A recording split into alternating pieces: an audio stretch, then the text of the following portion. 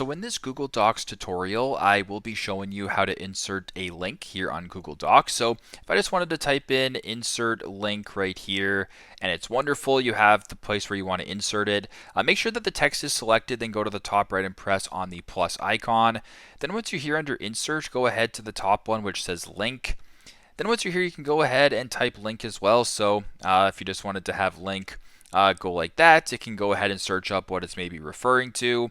You can also go to the URL, for example, and like type in like google.com or whatever the case may be. So if you wanted to go ahead and press Google like that and then press on done, you now have a link right here to Google, where if you were to go ahead and press on it, it'll then link you to Google or whatever link that you actually set it to. So pretty simple, pretty straightforward. That is how to insert a link on Google Docs, the mobile application. Thanks again for watching and hope this helps.